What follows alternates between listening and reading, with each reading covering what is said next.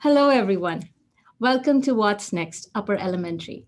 I'm Miss Sridhar, and this is my sixth year as an upper elementary guide at Starwood Schools. Montessori pedagogy and philosophy informs my decision as an educator, parent, and a guide. Like my students, I am an eager learner. I recently graduated from SMU with a master's in education. What I love most about the upper elementary students is their innate curiosity to learn and quest for knowledge. Starwood Schools. Starwood Schools are an authentic Montessori experience and vibrant school community where bright, curious children become engaged learners, confident individuals, and prepared achievers who make education their own. Starwood Schools is a high fidelity Montessori school, part of American Montessori Society. We value a vibrant community, nurture respectful relationships, support lifelong learning, deliver excellence in education, and enjoy a love of life.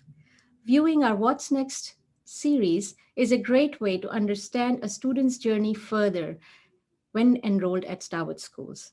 It is my honor to represent my teaching team with this presentation, and this presentation will provide you with an overview of the 9 to 12-year-old's journey. So let's get started.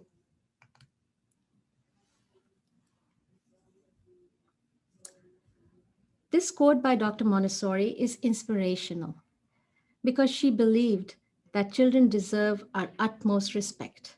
Empowering them to act, think, and will for themselves is our ultimate goal as adults. Why Montessori? So, why is Montessori essential for elementary years? Guided by the discovery that children are spontaneous learners, Dr. Montessori dedicated her life to developing a teaching method grounded in scientific observation from birth to adulthood. What she observed and researched is now endorsed and supported by researchers and neurologists worldwide. Dr. Montessori envisioned an education that prepares children for life and not just a mere test. Many educational programs, even public schools, try to adopt Montessori like practices because of current research.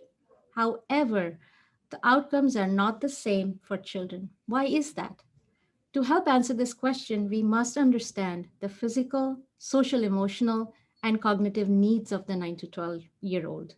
Let's take a closer look at the specific developmental needs of the upper elementary child.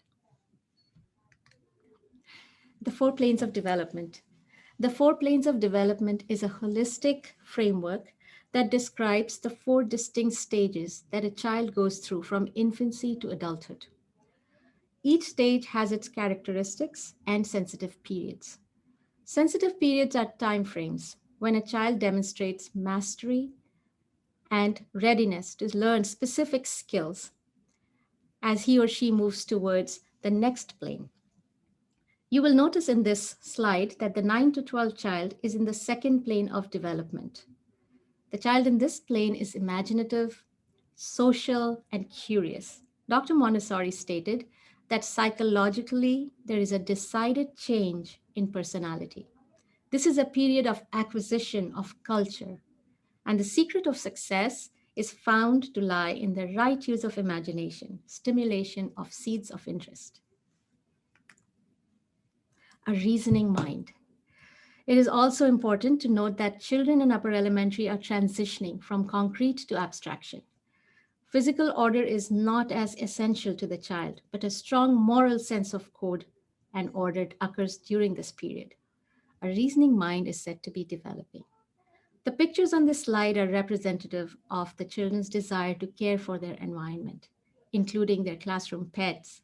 Students demonstrate mastery when they give a lesson to their peers. Collaboration and teamwork is a daily practice in the classroom.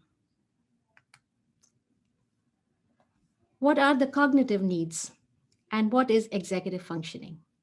One way of describing executive functions is the deliberate, goal directed control of behavior as defined by Philip David Zelazo, a leading expert in executive functions from the University of Minnesota.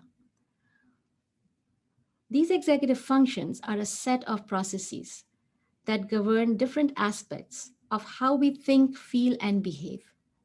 It is a set of conscious, coordinated skills responsible for attention and self regulation.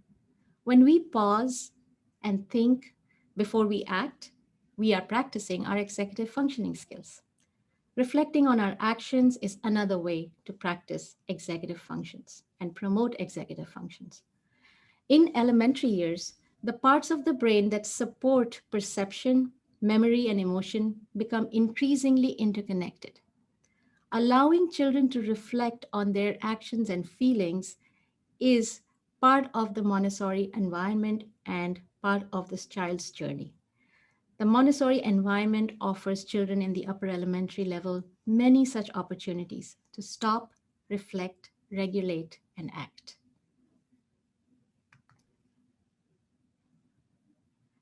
In the upper elementary classroom, we help children establish routines such as goal setting, weekly planning, and tracking progress over time. These daily practices help children self regulate and reflect on their successes and challenges. The guides in the classroom make real close observations and model respectful social behavior and facilitate an environment that gives students the independence as well as the opportunity that they need to practice responsibility and freedom. Dr. Montessori called it choice within limits. How does Montessori education prepare your child for the real world? As we all know, the real world is dynamic and continually changing. In her book, Mind in the Making, Adele Diamond states that if you look at what predicts how well children will do later in life or later in school, more and more evidence is showing that executive functions actually predict success better than IQ tests. IQ and executive functions are both cognitive traits.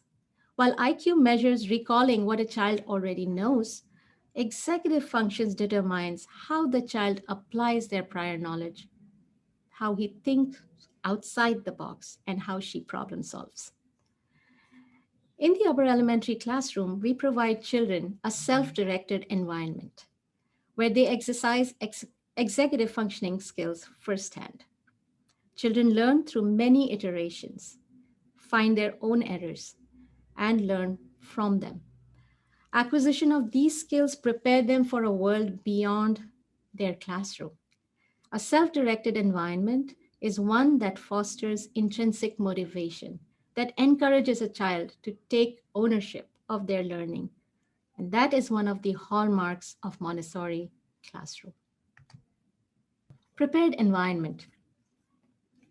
An upper elementary classroom is a multi age classroom. The environment fosters independent learning and exploration. A 3 hour uninterrupted work time allows children to engage in diverse and purposeful work. Students decide what work to choose, how long to spend on a particular task, when to socialize, and ask for help from their peers and guides. Guides redirect when needed. We present individual and group lessons intending to strike our students' imagination, which in turn launches them into further explorations. Once mastery is achieved in a particular area, an older sixth or fifth year student may even give a lesson, present a lesson to a younger fourth year student. There are many such opportunities to socialize, collaborate, and develop leadership skills. There's also freedom of movement in the classroom, which requires that students regulate themselves and are mindful of others' needs in the classroom. Respect is key. Respect of self, each other, and the environment is practiced daily. Cosmic education and the spiraling curriculum. Cosmic education is the basis of Montessori philosophy. It starts with the whole and works towards the parts. The idea is that we Homo sapiens sapiens have an important and critical role to play in the universe. Each of us have a contribution to make, and that is our cosmic task. These big ideas are presented at the beginning of each year. They are called the Great Lessons. The Great Lessons tell the story of interconnectedness of all things. These stories are the story of the universe, the story of the earth, the story of life, the story of humans, the story of language, and the story of mathematics. A spiraling curriculum is one where key concepts are introduced at an early age, in primary as well as in lower elementary, and repeatedly revisited with increasing complexity. Everything is interrelated. One lesson leads to many others. For 3 years, major themes in the curriculum are studied again in increasing levels of abstraction. Our goal as Montessori guides is to help students see the interdependencies and connections in nature, the world, and human society. Let's look at the mathematics curriculum. The Montessori math materials in the classroom have direct and indirect aims. The math manipulatives represent numbers, shapes, values, and much more. The symbolism changes over time. One of the materials that children spiral back to repeatedly from ages 3 to 12 is the colorful bead chains. In the primary classroom, children use them to learn how to count. In lower elementary classrooms, children use them to memorize multiplication or for skip counting. In upper elementary years, the same material is used to consolidate concepts such as squaring, cubing, and preparing for algebra. While fact memorization is continued in upper elementary, the math curriculum goes well beyond the scope of numeration and operations. The child now becomes less dependent on the materials and steadily moves towards abstraction. He or she can now solve multi step word problems and begins to delve into more abstract concepts, such as fractions, decimals, integers, percents, data analysis, graphing.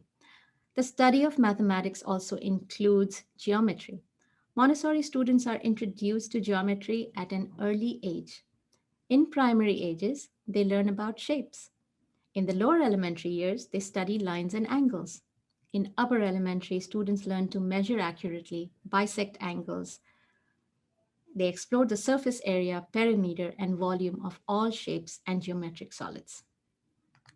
Next up is language curriculum.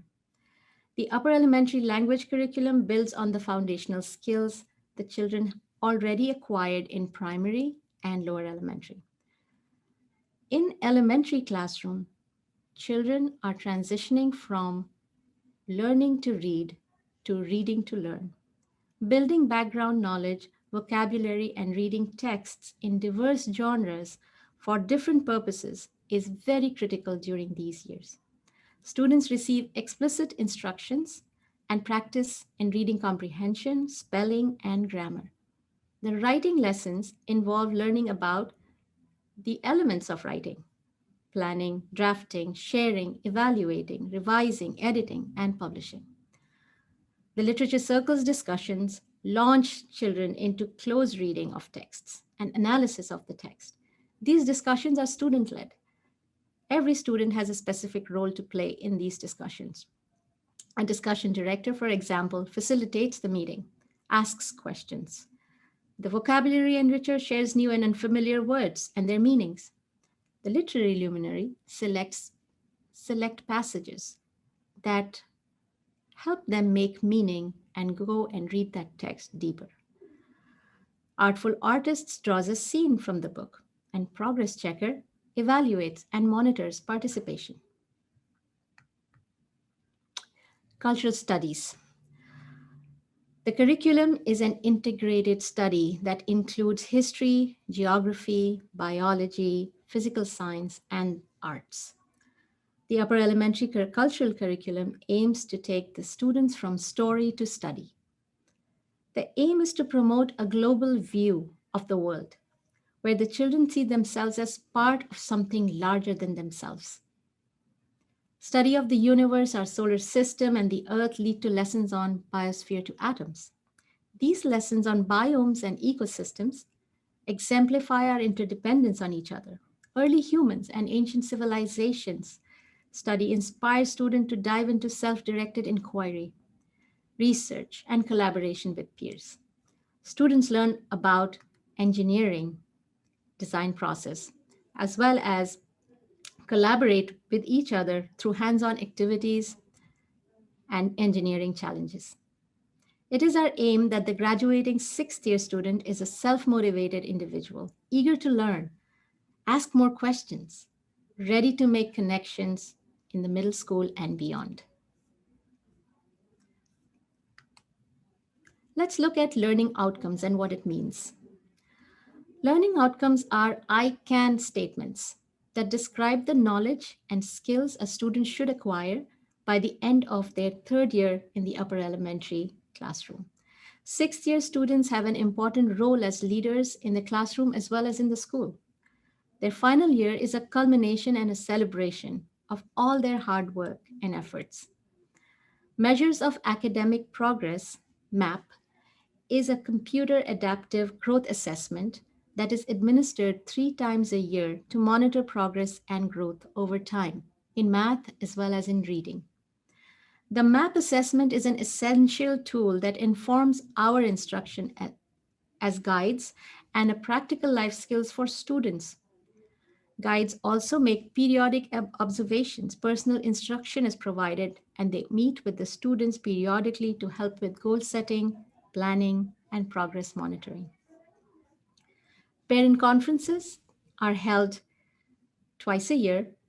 The meetings are student led, empowering children to take ownership of their learning. Students take great pride in showcasing their work to their parents, demonstrating their mastery and depth of knowledge. Let's look at some other additional information for upper elementary. Homework and assignments are meant to allow students to practice what they have learned in class. It is also a tool to help them take ownership of their learning and hone their time management skills. The assignment is posted on Google Classroom every Thursday and are due the following Thursday. It includes arithmetic, geometry, and language arts. Each student is provided with a school Google account. Technology lessons and instruction give students the skills they need to access Google Classroom at home. Students are encouraged to read daily and submit a book report monthly. The guidelines, due dates, rubrics are also uploaded and shared with parents and students on Google Classroom. Students and families have access to a list of recommended books appropriate for this age group and their reading stage. Classroom Harmony. The Classroom Harmony program is facilitated by Ms. Aurolina, who visits the upper elementary classroom every year.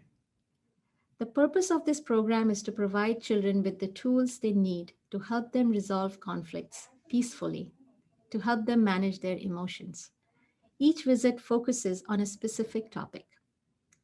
These topics are communication and listening skills, finding commonalities, understanding and respecting different perspectives, practicing to respectfully disagree. Kindness is contagious.